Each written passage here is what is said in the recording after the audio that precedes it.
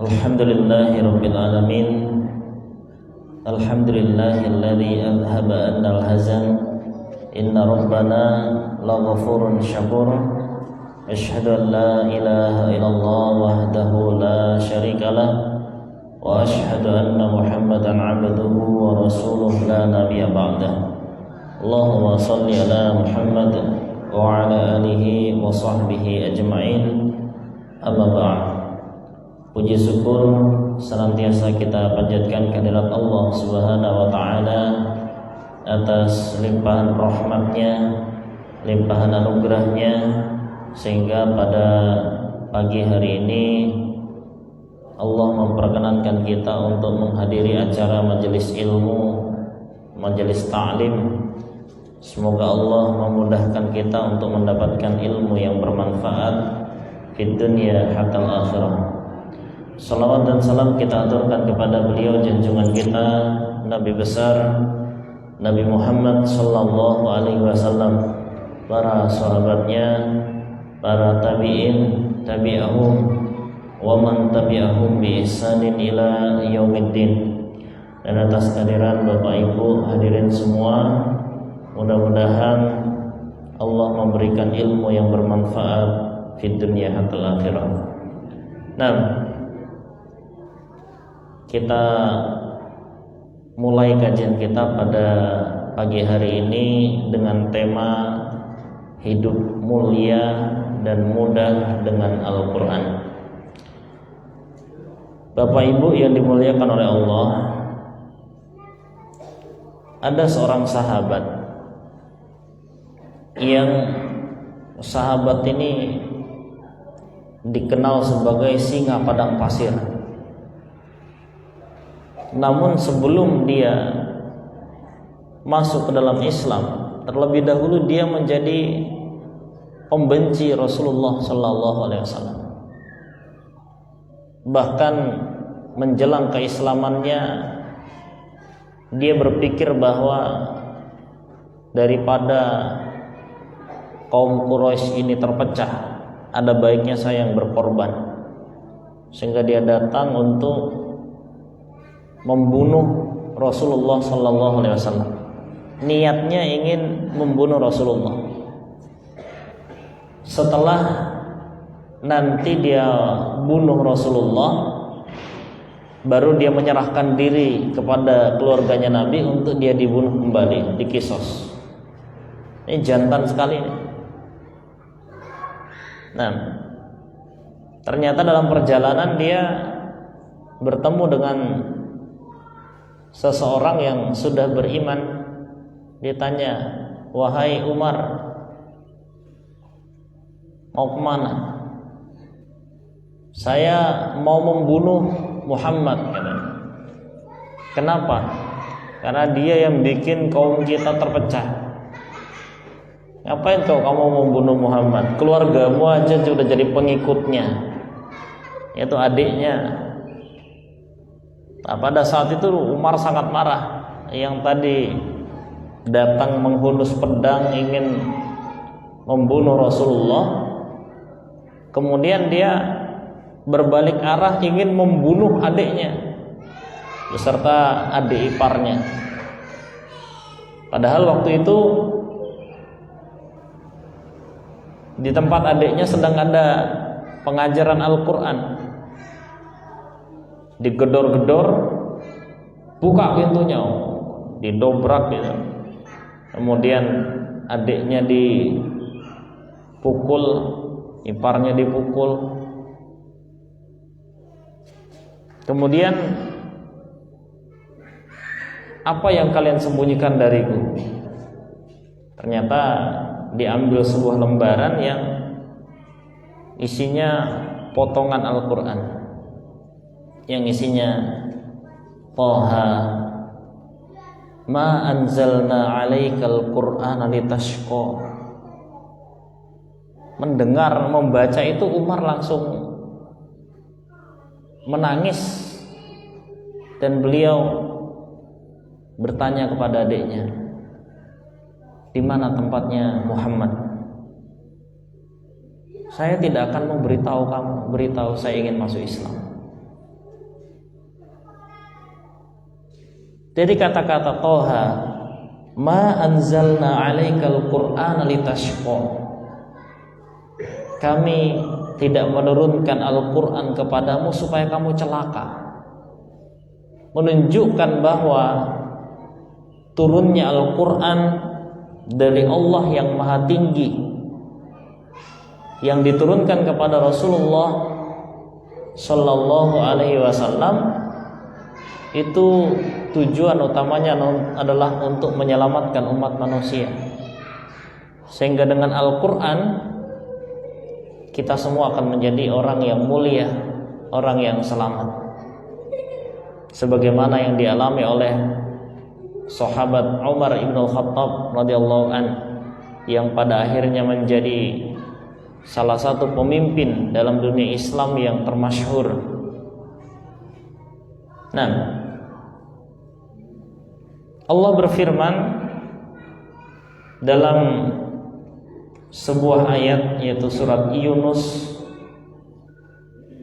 ayat 58, Qul bifadlillahi wa birahmatihi fabidzalika falyafrahu huwa khairum mimma yajma'un.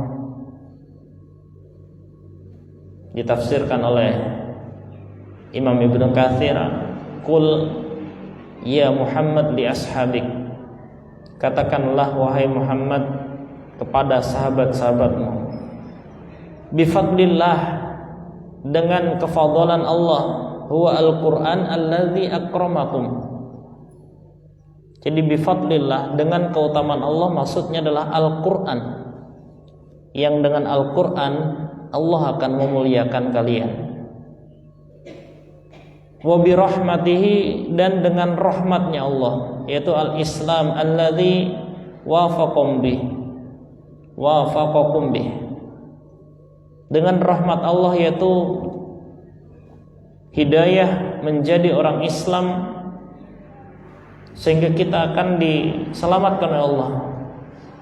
Fabidzalik, maka dengan demikian itu, yaitu bil Qur'ani wal Islam, falyafrahu huwa khairun, maka hendaklah kalian bergembira, senang, yakni Al-Qur'an wal Islam, bima yajma'un, mimma yajma'ul yahud wal musyrikuna mil amwal. Maka dengan dua hal ini, bifadlillah wa birahmatih, dengan Al-Qur'an dan Islam, alhamdulillah, mudah-mudahan kita termasuk hamba-hamba yang menjadi muslim yang sejati. Yang kedua, dengan Al-Qur'an, maka hendaklah kalian bergembira, karena itu lebih baik daripada harta-harta yang dikumpulkan oleh orang lain. Bapak Ibu sekalian, di kalangan kita, kalau kita melihat ada orang yang rumahnya besar, penghasilannya banyak, sawahnya luas, usahanya banyak, haji bolak-balik, toh itu perasaan kita itu sudah mulia, perasaan kita. Namun ternyata kemuliaan yang dijanjikan oleh Allah itu bukan yang seperti itu. Wa bidzalika falyafrahu, dengan Quran dan Islam, selama kita bisa menjadi umat Islam yang berpegang teguh pada Al-Quran, maka hendaklah bergembira. Huwa khairum mimma yajma'un, itu lebih baik dari apa yang mereka kumpulkan. Ini firman Allah. Jadi untuk mencapai kemuliaan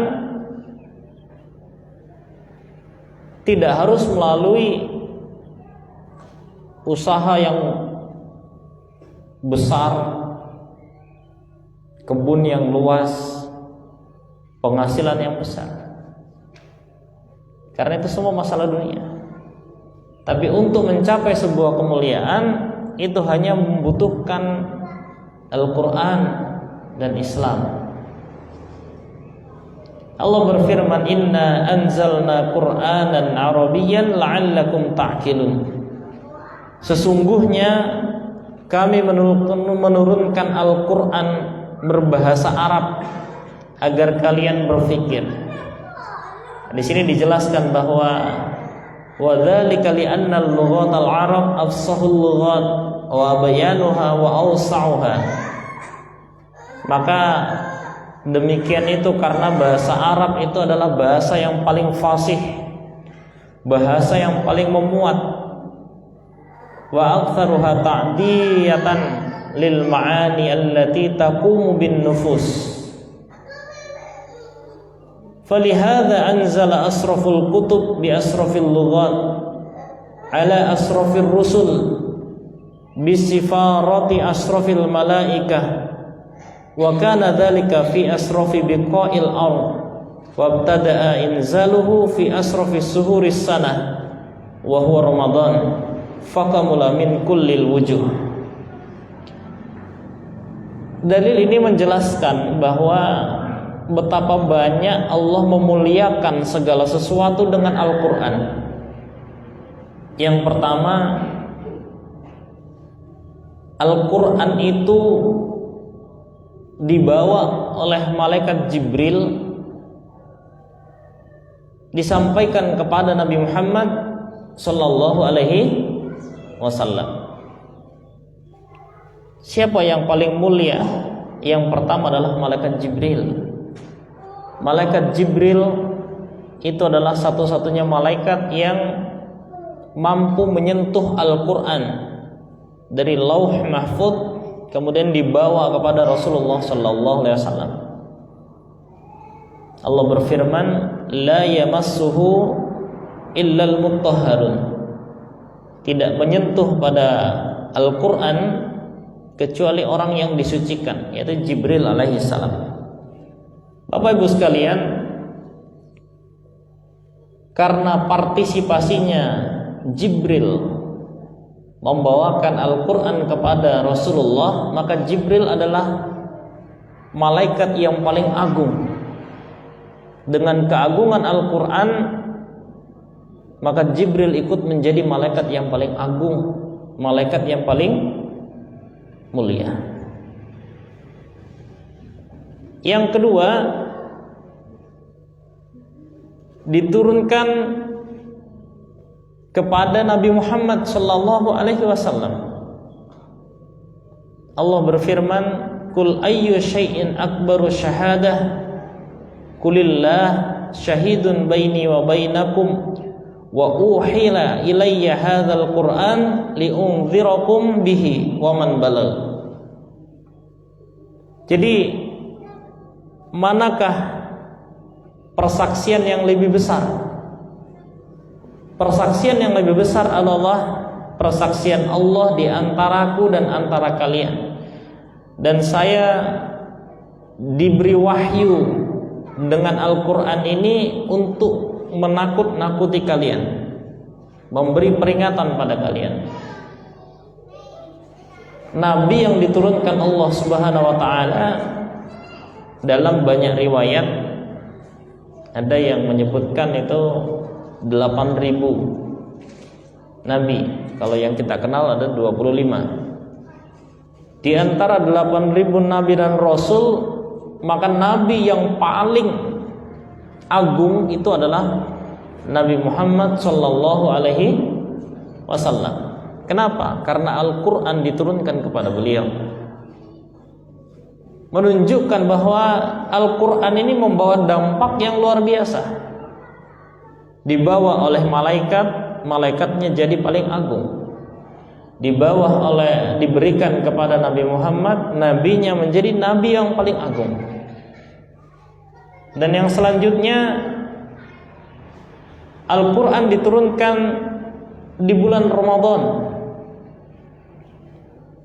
Allah berfirman, "Syahrul Ramadan alladzi unzila fihi al-Qur'an hudal lin-nasi wa bayyinatin minal huda wal furqan." Bulan Ramadan adalah bulan yang Al-Qur'an diturunkan sebagai petunjuk bagi manusia dan keterangan dari petunjuk tersebut, serta sebagai furqan, pemisah antara hak dan batil. Kembali Bapak Ibu sekalian bahwa karena Al-Quran maka bulan Ramadan menjadi bulan yang paling mulia, bulan yang paling agung. Bahkan beribadah di bulan Ramadan dilipat gandakan 10 kali lipat, bahkan sampai 700 kali lipat. Pintu-pintu surga dibuka di bulan Ramadan, pintu-pintu neraka ditutup, ampunan dibuka seluas-luasnya. Ini juga lantaran Al-Quran. Malaikat yang paling agung Jibril karena Quran. Rasul paling agung Nabi Muhammad karena Quran. Bulan yang paling agung bulan Ramadan karena Quran. Yang keempat, diturunkan di dua kota yang paling agung, yaitu kota Mekah dan Madinah. Maka dalam Al-Quran itu selalu ada kata-kata Makiyah atau Madaniyah. Artinya ayat ini turun di Mekah atau di Madinah, tidak diturunkan di Indonesia. Maka hingga hari kiamat, kota yang paling mulia di kalangan umat Islam adalah kota Mekah dan Madinah. Rasulullah sallallahu alaihi wasallam bersabda, "Anna Ibrahim harrama Makkah wa da'alaha." Sesungguhnya Nabi Ibrahim mengharamkan Mekah dan mendoakan untuk kebaikan Mekah. Wa harramtu al-Madinah kama harrama Ibrahimu Makkah. Dan saya juga mengharamkan tanah Madinah sebagaimana Ibrahim mengharamkan tanah Makkah. Wa da'autu laha, dan saya juga mendoakan untuk Madinah. Menunjukkan bahwa Mekah dan Madinah ini sebagai pusat peradaban Islam, dua kota sucinya umat Islam, dan tempat yang paling aman. Bahkan Dajjal hingga akhir kiamat pun tidak bisa masuk ke Mekah, Madinah. Semua juga salah satunya lantaran Al-Quran. Dan yang tadi terakhir, inna anzalnal Qur'ana Arabiyyan la'allakum ta'qilun. Sesungguhnya kami turunkan Al-Quran berbahasa Arab agar kalian memahami, ta'qilun berfikir. Dan bahasa Arab itu adalah bahasa yang paling agung. Dulu waktu saya masih kecil selalu terheran-heran dengan ucapan guru saya. Mukjizat terbesar Nabi Muhammad sallallahu alaihi wasallam itu adalah Al-Quran dalam hati. Waktu itu karena memang masih jahil, masih bodoh, nggak ngerti apa-apa, selalu nanya, apa hebatnya Quran? Hebat ya Nabi Musa, tongkatnya bisa membelah laut. Wow, hebat itu. Naik Quran tak bolak-balik. Hebatnya apa? Ya anak kecil yang bodoh ya seperti itu, Pak. Coba Nabi Isa bisa bikin burung dari tanah liat, ditiup terbang jadi burung beneran. Hebat. Nabi Daud alaihissalam bisa bikin baju perang karena besi di tangannya Nabi Daud itu seperti lempengan tanah liat yang bisa dilunak. Hebat itu. Al-Quran ini hebatnya apa?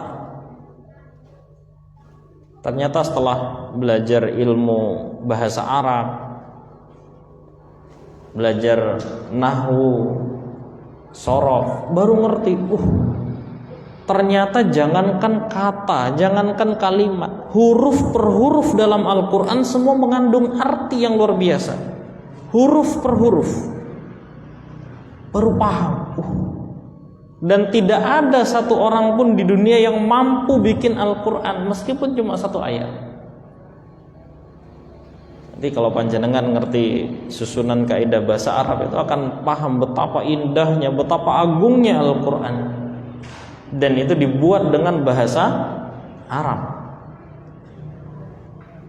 Maka yang menjadi fokus kita Bapak Ibu sekalian, begitu agungnya Al-Quran dan membawa keagungan bagi orang-orang yang berpartisipasi di dalam Al-Quran. Malaikat Jibril menjadi malaikat yang paling agung, salah satunya karena Quran. Nabi Muhammad menjadi nabi paling agung, salah satunya karena Quran. Bulan Ramadan menjadi agung karena Quran. Bahasa Arab menjadi agung karena Quran. Makkah Madinah menjadi agung karena Quran. Dan masih ada satu yang kurang. Rasulullah sallallahu alaihi wasallam bersabda, khairukum man ta'allamal Qur'ana wa 'allamah. Orang yang paling baik di antara kalian itu adalah orang yang mau belajar dan mengajarkan Al-Quran. Jadi sudah lengkap. Ibrah dari dalil-dalil yang sudah dibacakan sudah lengkap bahwa semua yang berhubungan dengan Al-Quran, Al-Quran membuat agung. Termasuk kita masih punya satu kesempatan menjadi agung, menjadi mulia, yaitu dengan belajar dan mengajarkan Al-Quran. Kalau kita mau belajar dan mau mengajarkan Al-Quran ala qadri istita'ikum, sakpol kemampuannya, semampu kita, tidak harus expert, tidak harus wow, semampu kita mau belajar dan mengajarkan Al-Quran, maka kita sudah mendapatkan gelar khairukum, orang yang paling baik. Semakin banyak kita belajar Al-Quran dengan cara yang benar, maka semakin banyak kemuliaan yang akan diberikan Allah kepada kita. Nah, ini adalah kesempatan besar bagi kita. Kalau ingin mulia, cukup dengan berusaha belajar dan mengajarkan Al-Quran. Mudah-mudahan kita bisa menjadi pengamal Al-Quran, ya. Nah, Rasulullah sallallahu alaihi wasallam bersabda, "Iqra'u Al-Quran." Bacalah Al-Quran. Fa innahu ya'ti yaumal qiyamah syafi'an li ashabih. Baca Al-Quran, karena Al-Quran itu akan datang di hari kiamat sebagai yang memberi syafaat bagi pembacanya. Jadi kalau kita selama ini selalu mengatakan kita harapkan syafaat Rasulullah sallallahu alaihi wasallam, tidak ada salahnya. Namun bukan hanya Rasulullah yang bisa memberikan syafaat, termasuk Al-Quran yang kita baca itu di hari kiamat akan bisa datang kepada kita sebagai pemberi syafaat, sebagai pemberi syafaat. Masya Allah, dengan Quran kita jadi yang paling baik, dengan Quran kita diberi syafaat. Namun Bapak Ibu, harus kita pahami bahwa sesuatu yang agung itu juga mengandung sesuatu resiko yang besar. Jenengan mancing, umpannya cacing, mustahil dapatnya ikan paus. Mustahil nggih? Ikan lele kecil-kecil. Iya. Karena yang kecil hasilnya kecil. Tapi kalau mancing umpannya besar, maka dapatnya juga besar. Jenengan dagang ciki-ciki harga 500-an. dengan yang satu jual beli tanah dan properti, kira-kira untungnya sama? Gak sama. Bisa-bisa yang ciki-ciki itu setahun jualan, yang ini sehari sudah sama itu, bahkan lebih. Tapi ya jangan dipikir jual tanah tidak punya resiko, resikonya besar, modalnya juga besar. Nah, Quran ini adalah sesuatu yang sangat agung, bahkan bisa dikatakan paling agung, tapi mengandung resiko yang tidak banyak dipahami oleh umat Islam. Maka saya katakan bahwa kalau ingin mulia, maka belajarlah dan ajarkanlah Al-Quran dengan cara yang benar. Karena ada orang yang justru menjadi rusak dengan Al-Quran. Ini yang jarang disampaikan. Rasulullah SAW bersabda dalam sebuah hadis riwayat Muslim, nomor hadis 223, wal Qur'anu hujjatun laka au alaik. Dan Al-Quran itu bisa menjadi hujjah yang bermanfaat bagimu, au alaik, atau sesuatu yang menjadi mudarat bagimu. Jadi Quran itu bisa jadi bermanfaat, bisa jadi mudarat. Pisau bermata dua. Nek penggunaannya benar, maka dia sangat bermanfaat. Nek pisau digunakan untuk hal yang jahat, maka dia bisa menjadi sangat jahat.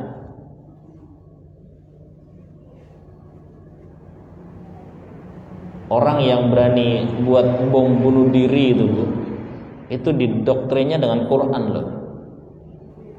Jangan dipikir bukan dengan Quran, dengan Quran.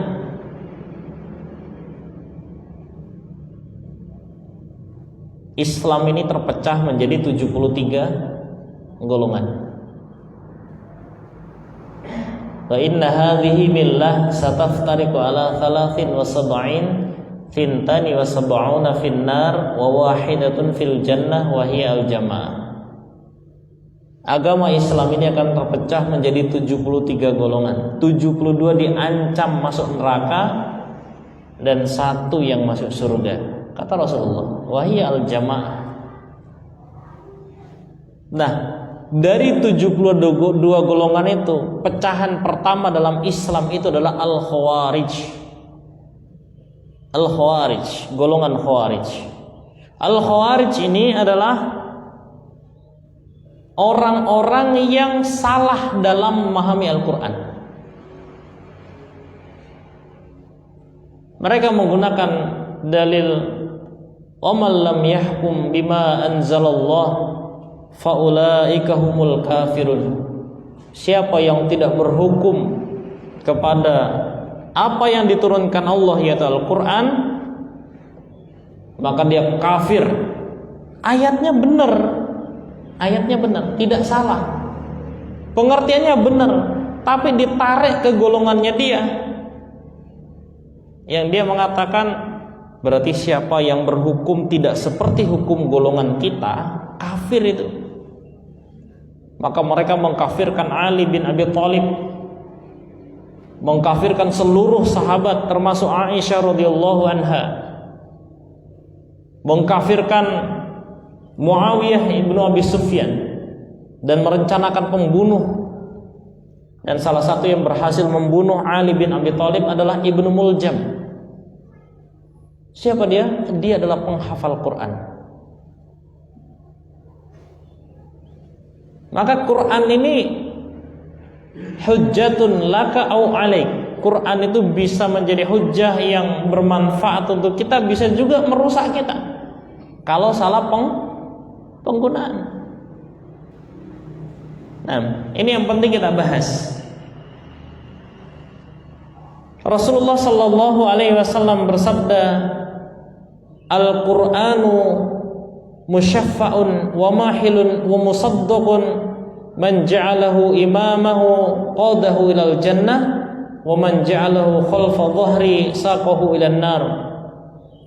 Al-Quran itu adalah yang memberi syafaat, yang menjadi saksi yang dibenarkan, siapa yang menjadikan Al-Quran di depannya, menjadikan Al-Quran sebagai pedoman, maka Al-Quran akan menariknya ke surga, menuntunnya ke surga. Siapa yang menjadikan Quran di belakang punggungnya, berpaling dari Al-Quran, maka Al-Quran akan menjerumuskannya ke neraka. Nah, ini yang harus kita pahami, Bapak Ibu. Jangan hanya menggembar-gemborkan manfaat Al-Quran, tapi juga harus kita gembar-gemborkan bahaya dari Al-Quran ini kalau salah kita. Bahaya dari Al-Quran kalau kita salah dalam menggunakannya. Seperti yang saya gambarkan, salah mengartikan Quran akhirnya menimbulkan akidah yang salah, dan justru bukan membuat kita semakin baik dalam Islam, justru membuat kita semakin buruk dalam Islam ini. Nah, betapa banyak kejahatan yang dilakukan oleh orang-orang yang salah dalam memahami Al-Quran. Yang pertama, cara kita mendengarkan Al-Quran. Karena Quran ini berlaku mafhum mukhalafah. Mafhum mukhalafah itu artinya hukum yang berkebalikan. Jadi kalau kita melakukan A berarti bukan B, kalau B berarti bukan A. Itu mafhum mukhalafah. Nah, Quran itu mulai dari didengarkan seperti pada pagi hari ini itu sudah bisa bermata dua. Bisa berimbas baik pada kita, bisa berimbas buruk kepada kita. Yang pertama, cara mendengarkan Quran. Kita bahas kajian-kajian seperti ini tujuannya agar kita hidup mulia bersama Al-Quran. Karena Quran kita gunakan sebagaimana mestinya. Yang pertama, cara mendengarkan. Wa idza quri'al Qur'anu fastami'u lahu wa ansitu la'allakum turhamun. Kalau dimaknai biasa, ketika Al-Quran dibaca maka dengarkanlah dan diamlah agar kalian disayangi, gitu ya. Ini saya terangkan secara nahwu supaya kita tahu betapa Al-Quran itu kata per kata, huruf per huruf itu mengandung mukjizat. Wa idza, dan ketika quri'a telah dibacakan, artinya penyampai Al-Quran itu sudah mulai bicara tentang Quran. Fastami'u, maka istima'lah kalian. Kalau dalam nahwu sami'a yasma'u, sami'a yasma'u artinya mendengarkan, berwazan fa'ila yaf'alu. Tapi kalau dinaikkan wazannya jadi dari sulasi mujarrad ke sulasi mazid, dia menjadi ifta'ala yafta'alu, istama'a yastami'u. Istami'u itu bukan bermakna mendengarkan, tapi mencari dengar. Mencari dengar. Mencari dengar itu gambarannya, kalau malam-malam, tengah malam tiba-tiba ada teriak, tolong. Terus sini. Fokus ke situ. Pernah ada kejadian gitu enggak? Jenengan itu enggak orang minta tolong, tapi artinya diam dulu. Ini opo ini? Pernah? Itu namanya istama'ah. Jadi istama'ah itu fokus pada satu titik. Kalau hari ini saya bicara kok jenengan masih bicara, itu tidak istama'ah namanya. Namanya sami'ah. Jadi dengar ustadznya ngomong, tapi jenengan juga sambil yang mana loh? Oh iya. Jadi ngaji bukan fokus pada titik orang bicara terhadap Quran, tapi berbagi fokus. Sebagaimana jenengan hari ini duduk tapi masih dengar orang suara motor lewat, dengar kan? Karena fokusnya ke situ. Tapi kalau istama ini fokus pada satu titik. Istami'u wa ansit. Ansit itu kalau bahasa Inggris silent. Silent itu dua bibirnya ngatup. Nek masih ini benda ansit ini. Jadi kalau ada Quran diterangkan, dibacakan, cara yang harus kita tempuh, istami'u, fokus pada satu titik itu, wa ansit, dan mulutnya diam. Kalau masih ada yang bicara, berarti dia bukan istama'ah, dan dia tidak ansit, mulutnya masih ngomong, "Ya anakku semuanya." La'allakum turhamun, agar kalian disayangi Allah. Jadi kalau kita mendengarkan Quran dibacakan, Quran dijelaskan, kemudian kita bisa istama'ah, fokus pada titik itu, wa ansid, dan mulutnya mingkem dulu, diam dulu, la'allakum turhamun, maka kalian akan disayangi. Tapi tidak seperti itu Bapak Ibu. Tidak hanya dipahami, saya katakan mafhum mukhalafah, paham berkebalikan. Artinya kalau ada orang yang mendengarkan Quran dibacakan, Quran dijelaskan, tapi telinganya nggak bisa fokus pada titik itu, mulutnya nggak bisa dikunci, maka dia bukan disayangi Allah, justru akan mendapatkan murka dari Allah Subhanahu wa taala. Ini harus dipahami. Maka jangan heran banyak orang yang bolak-balik ikut ngaji setiap hari kalau perlu ngaji, tapi imannya tidak bertambah. Yang ada hatinya semakin keras. Kenapa demikian? Karena caranya mendengarkan Quran salah.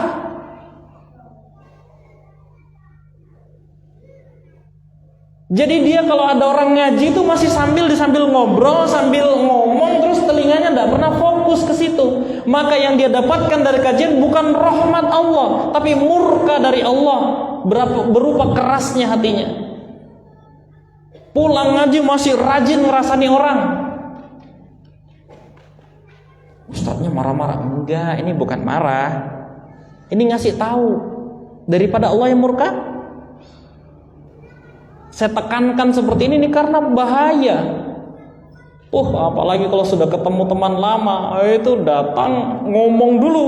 Ngomong panjang ngomongannya. Lupa bahwa orang mendatangi kajian Al-Quran itu ada rahmat, juga ada murka. Ketika orang bisa ansit wa istama'a wa ansit, bisa fokus mendengarkan dan diam mulutnya, maka dia dapat rahmat Allah. Tapi kalau dia tidak fokus pada satu titik dan masih ngobrol, dia akan dapat murka Allah. Kira-kira di sini ada enggak Bapak Ibu yang kalau ada pengajian itu masih suka ngobrol itu? Dikoreksi dirinya sendiri. Jangan heran kalau banyak orang yang ikut ngaji tapi ya pulangnya tidak ada perubahan apa-apa, karena dia tidak dapat rahmat Allah. Makin sering dia ngaji, makin keras hatinya, makin tidak mempan. Karena apa? Dia salah dalam mendengarkan Al-Quran. Bisa dipahami? Ini satu. Maka dikatakan Al-Qur'anu hujjatun laka au alaik. Quran itu bisa menjadi hujjah yang bermanfaat bagimu, dapat rahmat, au alaik, atau hujjah yang justru menjerumuskanmu ke neraka, karena ngaji dapatnya murka. Jadi Bapak Ibu sama-sama ngaji, sama-sama mendatangi majelis ilmu. Orang itu ada yang pulang membawa rahmat dari Al-Quran, ada yang pulang membawa murka karena Al-Quran. Mudah-mudahan kita termasuk orang yang mendapatkan rahmat. Yang kedua, ini masih ada hubungannya dengan yang pertama tadi. Wa qala ar-rasul ya rabbi inna qaumi ittakhadhu hadzal qur'ana mahjura. Dan Nabi Muhammad pun mengeluh kepada Allah, wahai Tuhanku, sesungguhnya kaumku mereka menjadikan Quran sebagai mahjuran, penghalang. Menjadikan Quran sebagai mahjuran, penghalang. Wa kadzalika ja'alna likulli nabiyyin aduwwan minal mujrimin. Dan seperti itulah kami jadikan setiap nabi ada orang-orang berdosa yang jadi musuhnya. Wa kafa bi rabbika hadiyan wa nasira. Dan cukup Tuhanmu yang memberi hidayah dan menolong. Salah satu bentuk dari hijron mahjuro, ya, hijron mahjuro itu adalah orang yang ketika dia mendengarkan Al-Quran maka dia akan berusaha mengajak orang lain untuk berbicara. Itu berarti dia terkena ayat ini, dia menjadikan Al-Quran sebagai hijr. Bahkan dalam ayat yang lain dia mengatakan tidak usah terlalu didengerin Quran itu. Kalaupun dia tidak ngomong jangan terlalu didengerin, paling tidak dia mengalihkan perhatian teman-temannya agar tidak memahami Al-Quran. Allah berfirman, afala yatadabbaruna al-Quran am ala qulubin aqfaluha. Apakah mereka tidak mau bertadabbur dengan Al-Quran, atau mungkin hati mereka sudah terkunci? Ya. Di dalam surat Al-Baqarah dijelaskan, innal ladzina kafaru sawa'un 'alaihim a'anzartahum am lam tunzirhum la yu'minun khatamallahu 'ala qulubihim wa 'ala sam'ihim wa 'ala absarihim. Jadi orang itu kalau memang sudah ditakdirkan kufur, maka hatinya ditutup dari Al-Quran, telinganya ditutup, matanya ditutup, dan dia menjadikan Quran itu sebagai hijr. Bagaimana caranya dia tidak bisa paham Al-Quran? Salah satunya mengalihkan perhatian ketika ada Al-Quran dibacakan. Nah, naudzubillah min dzalik, tsumma naudzubillah min dzalik.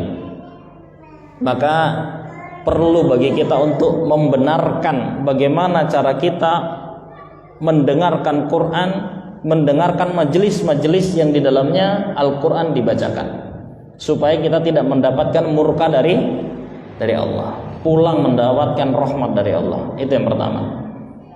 Yang kedua, cara membacanya. Kalau tadi mendengarkan, sekarang membacanya. Rasulullah sallallahu alaihi wasallam bersabda, laisa minna man lam yataghanna bil Quran. Bukan golongan kami orang yang tidak mendengungkan, mentartilkan, membaca indah Al-Quran. Jadi daripada hataman Quran tapi bacanya tidak karu-karuan, lebih baik tidak usah hatam, lebih baik bacanya sak lembar tapi benar. Karena Quran itu satu huruf saja berubah, maka maknanya bisa berubah. Satu huruf saja berubah, maka maknanya bisa berubah, rusak maknanya. Contoh misalnya, Bismillahirrahmanirrahim. Artinya dengan menyebut nama Allah, gitu ya. Tapi kalau salah, Bismillahirrahmanirrahim, tadi kira-kira yang beda apa? Fa, itu artinya dengan menyebut dosa-dosanya Allah. Satu huruf. Satu huruf tapi merusak arti.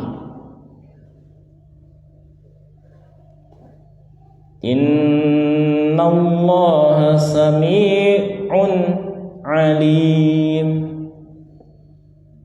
Sesungguhnya Allah Maha mendengar lagi Maha mengetahui.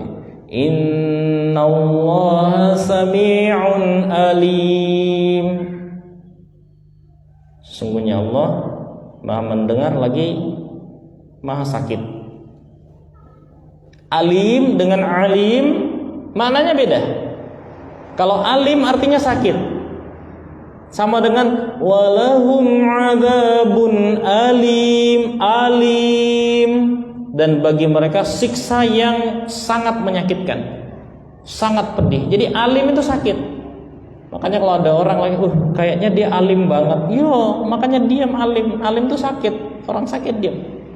Jadi jangan bangga kalau ada yang mengatakan jenengan kok kayak alim ya bu. Alim artinya penyakitan. Kalau alim, ya, alim pakai ain itu artinya maha mengetahui. Orang alim, para alim ulama artinya orang-orang yang mengerti ilmu, orang-orang yang berilmu. Bedanya dikit. Nah, maka harus kita pelajari cara membaca Quran yang benar. Jangan ini ora apa-apa.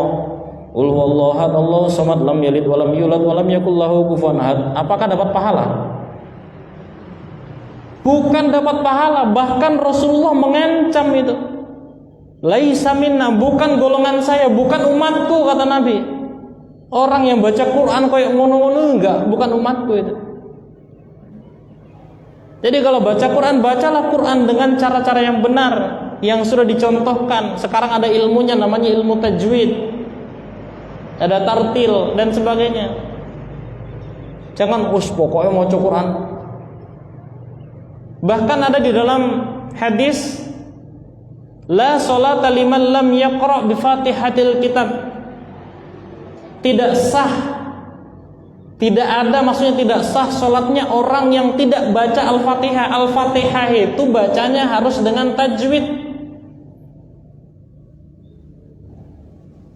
Perbedaan bahasa Arab dengan bahasa Quran itu di tajwid. Kalau bahasa Arab tanpa tajwid, tapi kalau Quran pakai tajwid. Saya baca, Rabbana atina fid dunya hasanah wa fil akhirati hasanah wa qina adzabannar. Kira-kira saya baca Quran apa baca bahasa Arab itu? Bahasa Arab, naik Quran. Wa minhum man yaqulu rabbana atina fid dunya hasanah wa fil akhirati hasanatan wa qina adzabannar. Quran. Nah, sekarang coba diingat-ingat panjenengan kalau sholat baca Quran apa baca bahasa Arab itu?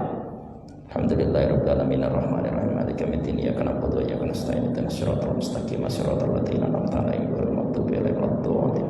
Gitu? Nah, itu baca Quran apa baca bahasa Arab? Bahasa Arab nih kok, Pak. Kalau Quran harus dibaca dengan hukum-hukum Al-Quran. Alhamdulillahirabbil alamin Ar-Rahmanir-Rahim. Maka jangan salahkan mengatakan inna sholata tanha anil fahsya'i wal munkar. Sholat bisa mencegah perbuatan keji dan mungkar. Ini sholat tapi jongkang-jongking sholatnya, tapi masih suka korupsi. Bukan ayatnya yang salah, mungkin sholatnya belum benar, termasuk baca Fatihahnya kurang benar dan sebagainya. Tuh, Quran mendengarkannya harus benar. Yang kedua, Quran membacanya harus benar. Yang ketiga, Quran harus benar memahaminya. Karena kesalahan dalam memahami Quran dan menjelaskan Quran ini lebih berbahaya, Bapak Ibu. Ancamannya langsung, faman adlamu mimman kadzdzaba 'ala Allah wa kadzdzaba bis-sidqi idja'ahu alaysa fi jahannam mathwal lil kafirin. Barang siapakah orang yang lebih menganiaya daripada orang yang berdusta atas nama Allah? Siapa? Ya orang-orang yang menerangkan Quran bukan sesuai dengan apa yang diinginkan Allah. Asal caplok ayat dianggap ini sebuah kebenaran, ini Quran, padahal bukan itu yang diinginkan Allah. Bukankah neraka jahanam lebih pantas sebagai tempatnya? Ini ancamannya besar Bapak Ibu. Jangan coba-coba berani menyampaikan Quran kalau tidak ngerti ilmunya, karena berbahaya. Rasulullah Shallallahu Alaihi Wasallam bersabda, "Man qala fil Qur'ani bighairi ilm, siapa yang berbicara terhadap Al-Quran, tentang Quran dengan tanpa ilmu." Dengan tanpa ilmu maksudnya tidak ngerti ulumul Quran, ilmu-ilmu Al-Quran. Fal yatabawwa maq'adahu minan nar, maka hendaklah dia bertempat di neraka. Jadi jangan asal menyampaikan ayat, teliti dulu, tanya dulu. Fas'alu ahla dzikri in kuntum la ta'lamun, tanya kepada yang ngerti kalau kamu nggak tahu. Saya contohkan satu karena waktunya tinggal 5 menit. Al fitnatu asyaddu minal qatl. Pernah dengar ayat itu? Pernah nggih? Artinya fitnah lebih kejam daripada pembunuhan. Itu adalah tafsir sesat. Itu adalah tafsir sesat yang tidak boleh disampaikan dalam umat. Fitnah dalam bahasa Arab itu beda maknanya dengan fitnah dalam bahasa Indonesia. Fitnah dalam bahasa Arab itu beda dengan fitnah dalam bahasa Indonesia. Kalau dalam bahasa Indonesia, fitnah itu artinya menuduh sesuatu yang tidak dilakukan oleh orang. Misal jenengan nuduh, oh Pak Alam itu korupsi, padahal saya tidak melakukan korupsi, maka itu namanya fitnah. Tapi fitnah dalam bahasa Arab beda Bapak Ibu. Al-fitnah tuh yang pertama maknanya adalah asyirku, syirik. Syirik itu menyekutukan Allah. Di dalam ayat itu al-fitnatu asyaddu minal qatl, artinya dosa syirik itu lebih besar daripada dosa membunuh. Karena apa? Orang-orang kafir mengejek para sahabat, diejekmu katanya baik, ternyata ya membunuh, perang barang. Loh, kata Allah, bahkan kesyirikan kamu nyembah selain Allah, menyembah berhala itu lebih kejam daripada hanya pembunuhan. Itu makna fitnah. Jadi syirik itu lebih besar dosanya daripada membunuh. Kalau nggak percaya, buka semua tafsir, tidak satu pun mengatakan fitnah seperti yang tadi. Buka semua tafsir, semua di situ merujuk pada fitnah bermakna asyirku, syirik. Kalau dijabarkan dalam Islam, dosa syirik itu lebih besar daripada dosa pembunuhan. Karena syirik itu dosa nomor 1, akbarul kabair, paling besarnya dosa besar. Sedangkan fitnah itu dosa juga, cuman di bawah pembunuhan. Kalau jenengan mengatakan fitnah lebih kejam daripada pembunuhan, itu sudah 1 salah dalil, 2 salah arti, 3 salah paham. Tapi itu yang umumnya. Lah ini bukan umumnya, ini yang benar. Dan banyak Bapak Ibu, saya tuh kadang-kadang kalau mendengarkan penyampaian itu, kepala saya rasanya, aduh, kok salah arti sih, kok diartikan begitu sih. Karena apa? Terlalu banyak orang yang berbicara terhadap Al-Quran, berbicara terhadap hadis, tapi ternyata dia tidak ngerti ilmunya. Tidak ngerti ilmunya. Dikira Quran itu dengan dibaca sendiri terus, oh begini maksudnya. Atau kadang-kadang hanya sekedar dengar terus pasti benarnya. Dalilnya benar, tapi maksudnya salah. Ini yang dikatakan Quran itu mendengarkannya harus benar, membacanya harus benar, menjelaskannya, memahaminya juga harus benar. Justru banyaknya muncul aliran-aliran sesat itu karena salah dalam memahami Al-Quran. Salah dalam memahami Al-Quran.